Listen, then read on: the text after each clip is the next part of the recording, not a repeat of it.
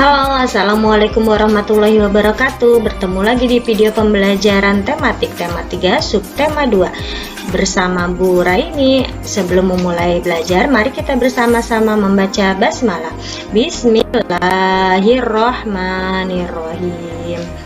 Siapkan buku tulis dan buku paketnya ya. Kemudian perhatikan gambar berikut. Pernahkah kamu mengalami perut melilit atau mual seperti gambar di samping? Jika kamu pernah mengalaminya, berarti ada gangguan pada organ pencernaan kamu. Gangguan pada organ pencernaan umumnya berhubungan dengan makanan yang kita makan dengan cara makan yang tidak sehat. Nah, selanjutnya Bu Guru akan menjelaskan gangguan organ pencernaan. Bisa dilihat di halaman 81 ya, di buku paket tema 3. Di sini Bu Guru hanya menjelaskan 4 saja. Yang pertama itu ada MAH, kemudian tipus, sembelit atau konstipasi dan selanjutnya apendisitis atau usus buntu. Yang pertama itu MAH. MAH adalah penyakit nyeri yang berasal dari lambung. Penyebab MAH adalah pola makan tidak teratur, ada luka pada lapisan lambung, infeksi bakteri, dan stres. Gejalanya itu seperti perut perih, mual, dan kembung. Bisa dilihat gambar di sini adalah lambung dalam keadaan sehat, dan yang sebelah sini ini adalah lambung yang kena MAH. Di sini ada lukanya ya, gelembung-gelembung seperti ini atau cekungan seperti ini adalah lukanya. Ini lambung sehat. Selanjutnya ada apendisitis. Apa itu apendisitis? Yaitu peradangan yang terjadi pada usus buntu karena infeksi. Penyebab penyakit ini belum diketahui secara pasti, tetapi diperkirakan karena tersumbatnya pangkal usus buntu oleh kotoran. Gejalanya seperti sakit di perut sebelah kanan bawah. Penderita juga mengalami demam dan hilang nafsu makan. Pengobatannya yaitu melalui operasi pengangkatan usus buntu. Selanjutnya ada sembelit. Sembelit atau konstipasi adalah penyakit sulit buang air besar. Penyebabnya adalah kurang mengkonsumsi makanan berserat dan pola makan yang kurang baik. Gejalanya seperti sakit perut, merasa tidak tuntas setelah buang air besar, fases keras dan menggumpal. Pengobatannya itu dilakukan dengan mengubah pola makan, yaitu dengan meningkatkan konsumsi makanan berserat seperti sayur dan buah. Sini ada gambarnya ya. Selanjutnya kita akan membahas penyakit tipus. Ya, ini parasitnya ya, yang merah. Tipus merupakan penyakit peradangan pada usus halus. Penyakit ini disebabkan oleh infeksi bakteri Salmonella typhi yang menyebar melalui makanan dan minuman yang terkontaminasi. Gejalanya seperti demam tinggi, tumbuh menggigil, lemah disertai mual, dan sakit kepala. Pengobatannya dengan mengkonsumsi obat dari dokter dan menjaga kebersihan makanan dan minuman yang dikonsumsi.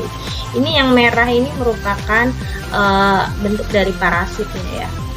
Selanjutnya kita harus tahu cara memelihara organ pencernaan. Yang pertama, mengkonsumsi makanan bergizi seimbang. Yang kedua, membiasakan pola makanan yang teratur. Yang ketiga, menjaga kebersihan makanan dan alat makan. Dan yang keempat, mengkonsumsi makanan yang mengandung banyak serat seperti buah dan sayur. 5.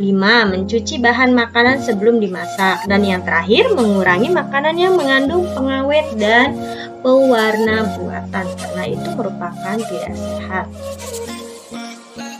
Kemudian kita beralih ke pembangunan sosial dalam masyarakat. Setiap negara memiliki rancangan pembangunan sosial, budaya, dan ekonomi sesuai dengan programnya masing-masing. Ini berkaitan ke pelajaran IPS ya.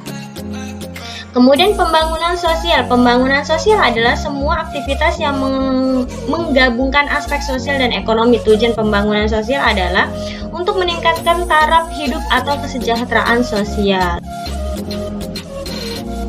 Contoh aktivitas masyarakat dalam upaya pembangunan sosial. Yang pertama, penyuluhan kesehatan, ada koperasi dan kegiatan ekonomi pasar. Bisa dilihat ya gambarnya. Kemudian ada pembangunan sosial budaya. Pembangunan sosial budaya yaitu suatu proses perubahan sosial budaya terencana yang dirancang untuk meningkatkan taraf hidup masyarakat. Kemudian ada contoh aktivitas masyarakat dalam upaya pembangunan sosial budaya. Yang pertama, mengikuti ekstra sanggar tari. Yang kedua, mempelajari gamelan atau alat musik tradisional.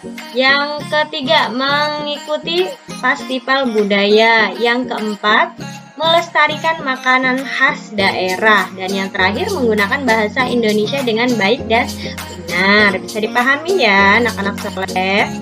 Kemudian pembangunan sosial ekonomi. Pembangunan sosial ekonomi adalah proses meningkatkan kualitas hidup suatu bangsa, daerah, atau masyarakat. Ini biasanya melibatkan tujuan seperti kesejahteraan sosial dan pertumbuhan ekonomi. Contoh aktivitas masyarakat dalam upaya pembangunan sosial ekonomi. Yang pertama, desa wisata, kemudian menjual cenderamata dan pengrajin perak. Jadi jika ada tempat wisata, kemudian bisa melakukan usahanya itu menjual cenderamata dan pengrajin. Selanjutnya, wah, di iklan ini ada tari kencet papa tali. Kemudian yang satunya menjawab, aku tahu tarian itu berasal dari Kalimantan Timur kan? Nah, ini dia tarian kancet papat tali. Apa itu? Tarian kancet papat tali merupakan tarian perang yang berasal dari Kalimantan Timur. Tarian ini bercerita tentang seorang pahlawan Dayak yang sedang berperang melawan musuh. Properti yang digunakan yaitu mandau atau senjata khas Dayak, ya ini ya senjatanya. Kemudian perisai, nah ini perisai dan baju perang. Gerakan pada tari pencet papat tali cukup sederhana dan banyak didominasi oleh gerakan melompat kecil. Bisa dipahami ya. Kemudian properti tari yang terdapat dalam tarian. Nah, ada nama tarian, ada asal daerah dan properti yang digunakan. Yang pertama, ada tari baksa kembang. Asal daerah Kalimantan Selatan, properti yang digunakan rangkaian bunga. Kemudian ada tari kuda lumping dari Jawa Tengah, propertinya kuda lumping. Kemudian tari reog Ponorogo dari Jawa Timur, topeng reog. Kemudian tari jaipong dari Jawa Barat, propertinya selendang. Tari merak dari Bali, propertinya bokor. Kemudian tari topeng dari Cirebon, propertinya topeng. Yang terakhir tari serampang 12 dari Riau, propertinya sapu tangan. Bisa dipahami ya anak-anakku, mudah kan? Kemudian itu adalah pembahasan terakhir. Yang selanjutnya, tugas yang harus dikerjakan. Yang pertama, ayo aplikasikan halaman 83 sampai 84. Kemudian ayo eksplorasi halaman 90 dan ayo rumuskan halaman 100. Demikianlah video pembelajaran dari Bu Guru. Terima kasih sudah menyimak video pembelajarnya. Semoga bisa dipahami dan menyenangkan ya. Sebelum menutup perjumpaan kita kali ini, mari bersama-sama membaca hamdalah alhamdulillahirabbil alamin. Sampai jumpa lagi di video pembelajaran berikutnya. Assalamualaikum warahmatullahi wabarakatuh. Bye bye.